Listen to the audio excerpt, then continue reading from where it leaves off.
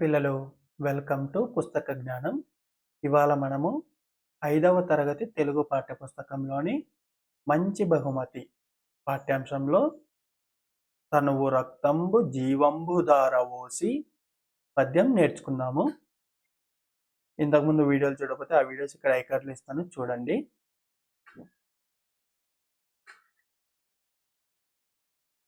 తనువు రక్తంబు జీవంబు దారవోసి ఋషి వసంతులు పెక్కు వేలేండ్లు తపము సలిపి ఆర్జించినట్టి విజ్ఞాన ధనము దాచియుంచిన పేటి గ్రంథాలయము.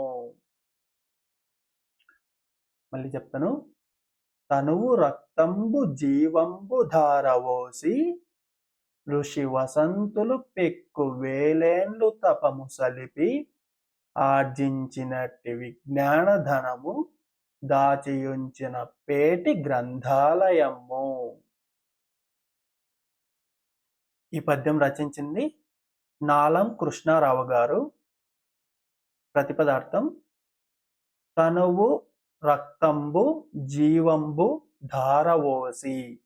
తనువు అంటే శరీరం, రక్తంబు అంటే రక్తము, జీవంబు అంటే జీవితం. తనువు శరీరాన్ని, రక్తాన్ని, జీవితాన్ని ధారవోసి అంటే దాన్ని ఖర్చు పెట్టి మొత్తం జీవితం అంతా దానికి అంకితం చేసి ఋషి వసంతులు. ఋషి వసంతులు అంటే ఋషి శ్రేష్ఠులు, చాలా గొప్ప ఋషులు. పెక్కు వేలేండ్లు. పెక్కు వేల ఏండ్లు.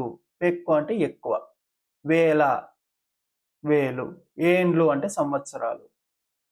పెక్కు వేల ఏండ్లు ఎన్నో వేల సంవత్సరాలు తపము సలిపి తపస్సు చేసి అంటే దాని మీదనే వాళ్ళ జీవితాన్నంతా మొత్తం దాని మీదనే ఖర్చు పెట్టి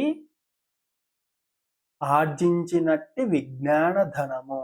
ఆర్జించినట్టి సంపాదించినటువంటి విజ్ఞాన ధనము.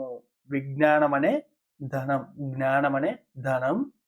దాచియుంచిన పేటి. దాచియుంచిన దాచిపెట్టిన. పేటి పెట్టే, పేటిక.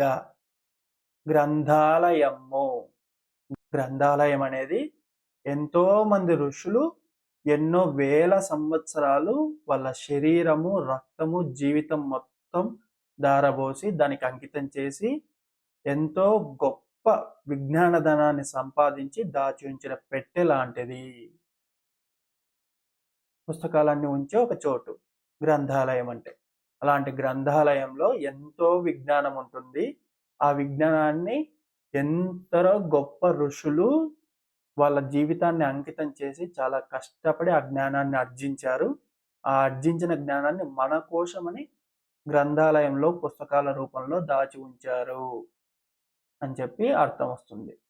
భావం: ఋషి శ్రేష్ఠులు వేల సంవత్సరాలు తపస్సు చేసి శరీరం, రక్తం ధారపోసి జ్ఞానాన్ని సంపాదించారు. ఇలాంటి జ్ఞానధనాన్ని దాచిపెట్టిన పెట్టె లాంటిది గ్రంథాలయం అని నాలం కృష్ణారావు గారు ఈ పద్యం ద్వారా మనకి గ్రంథాలయం యొక్క గొప్పతనాన్ని తెలియజేస్తున్నారు.